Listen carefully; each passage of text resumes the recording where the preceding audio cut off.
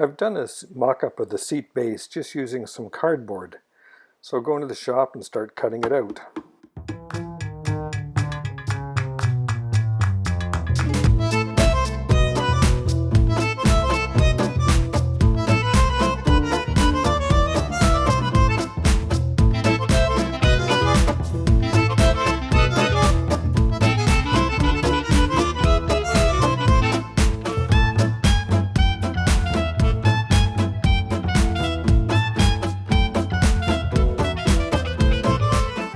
And with those pieces now loosely assembled, I've used some cardboard to mock up the seat back and the armrest.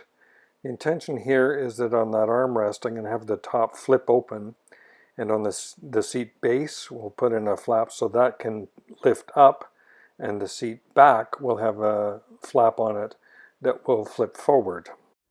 There's the seat back cut and put in place. That edge there was quite tricky to cut. And now I'm going to work on that top shelf there. And I'm going to cut it out of this piece of material here. However, what I want to have is on this leading edge, I want that to be at a 10-degree angle so it comes up and meets the back of the seat.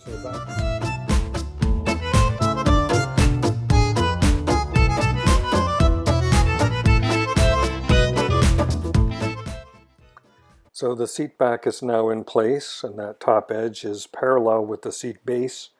Meets nicely at it turned out to be a 5-degree angle, and it makes a nice little shelf space. Now I can start turning my attention to the armrest itself.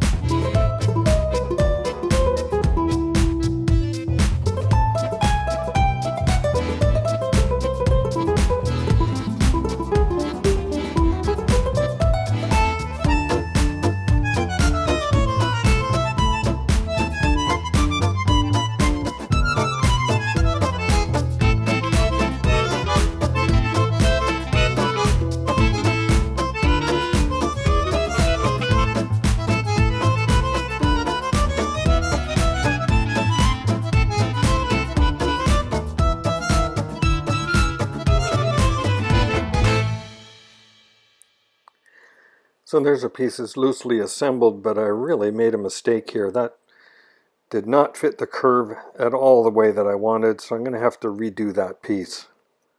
I don't know what I was thinking. Must have used the wrong template or something. Anyway, let's fix it. All the way across and get it square here, so I have the same amount protruding here and here. I have a gap on this end and I'm tight at that end. So I'm using my little wheel technique. Push that wheel up tight against the edge, and I'll just draw a line.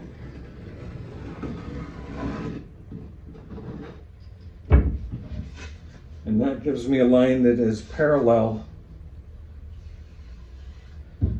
to this edge here. And if I cut along there, I should be able to slip that in and it'll be exactly right. Should be. Let's see. Yes, that gave me the cut that I'm looking for. Couldn't ask for better than that.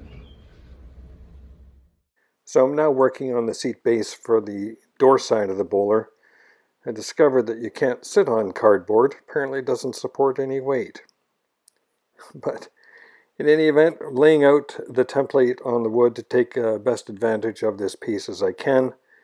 And I've identified and marked the cuts that I want to make.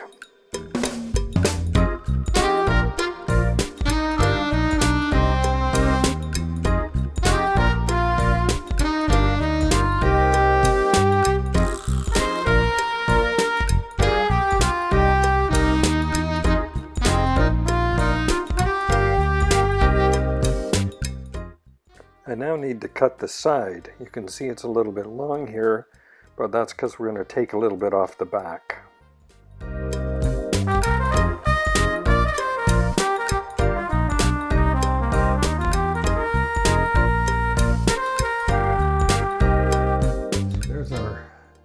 pieces cut to shape. Made that curve, had to make a little allowance for the fiberglass as it comes from the floor and meets up with the wall. Make an allowance for that cutout. And there we are. The seat is just placed on top of those two brackets.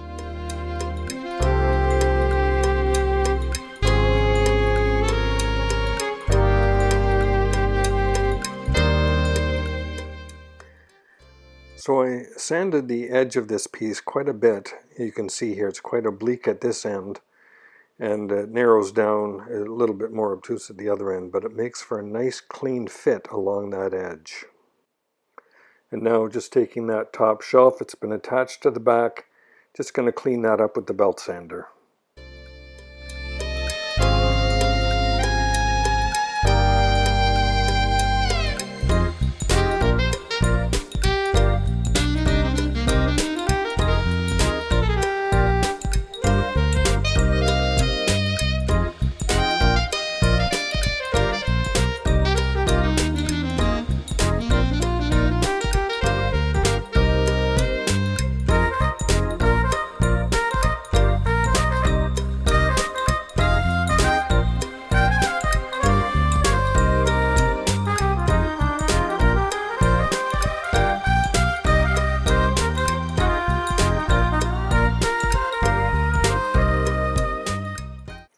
To take advantage of as much space as possible for this drawer, I'm making this drawer in an unusual shape, kind of a trapezoidal. So we get a little bit of extra room at the back of the drawer that we would otherwise lose if it was simply cut off square. I'm going to take it over the table saw, dry fit, and put the drawer bottom on.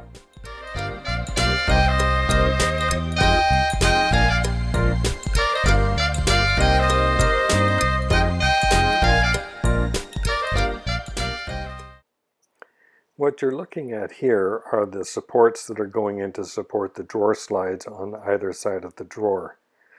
Now the face of the drawer needs to come out from the front part, so I'm taking that out of the assembly so that I can cut the face out and attach that to the drawer itself. So here is our front. The drawer opening needs to be cut out of here. It has been marked on the back.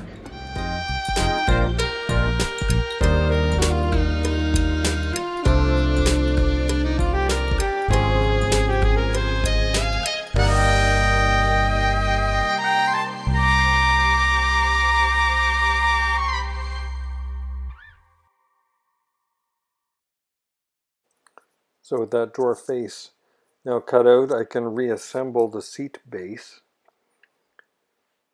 attaching it to those new supports that were put in earlier. Drawer slides are installed, and I can install the drawer and now attach the face to the drawer itself. That's what it looks like upside down, and here's what it looks like installed. Put a temporary drawer pull in there. So I've got the armrest back in the shop. I'm going to cut that opening in the top of it for the door to access that cubby storage.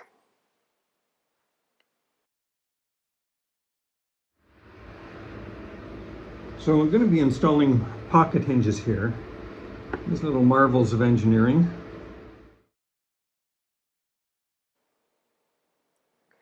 The outside markings indicate the extent to which the flange is to be cut, and the inside markings represent the extent of the barrel cut.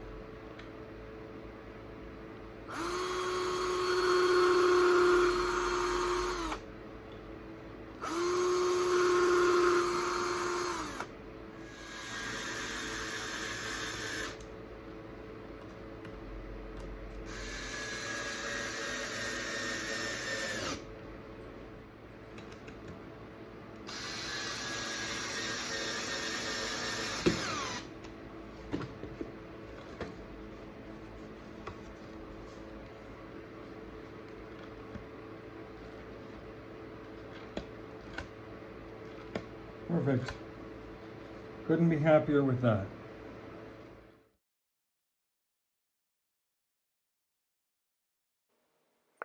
I'm now working with the back of the kitchen side seat, getting ready to cut out the drop-down access to the cubby behind the seat. It'll just be a simple square cutout here.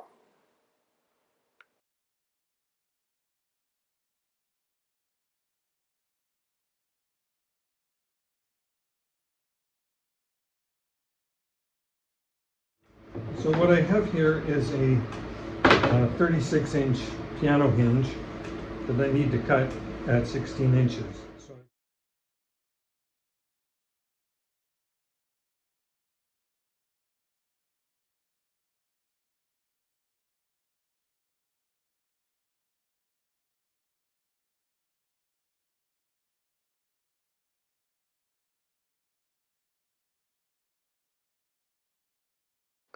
I'm now putting on a little piece of wood that represents the stop for that seat back so that it will stop at the top of the seat and not fall right through.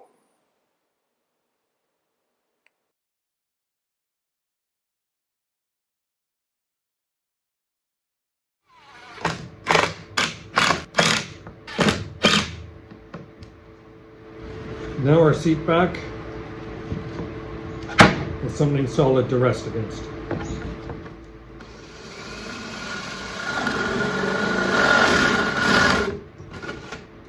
Hole. Suitable for food. Now I'm cutting out the opening in the seat to access the storage that will be underneath there.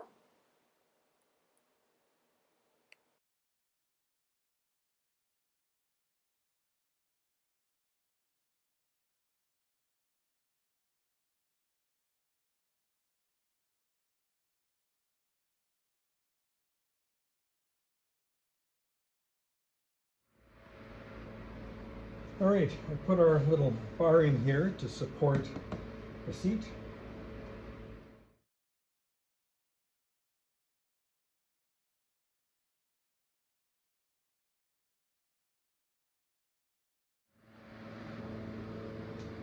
Right. Now I'm working on the lagoon style pedestal. I need to make a mount for that bracket on the bottom of it. I have a cardboard mock-up of two pieces, a face piece and a top piece. We'll go into the shop and cut them out.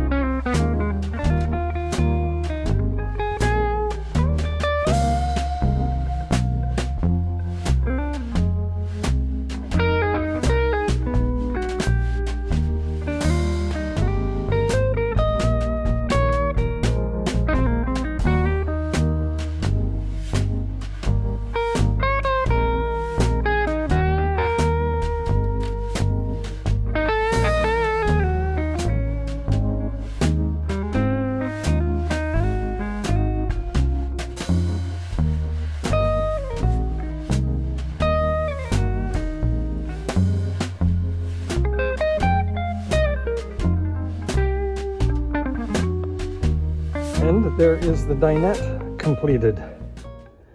So our lagoon table has the ability to move around a bit like this. You can move side to side. I cut the back of it to the shape of the Boler so that as it moves around, move over that side, it just kind of follows the curve. On some installations I've seen with these lagoon tables, they actually make it so the table can spin, but we don't think we need to do that. We think we have certainly enough clearance like so. And in terms of our fridge door, there's plenty of room. In fact, it hits the cabinet or the seat before it hits the table, so we're in good shape there.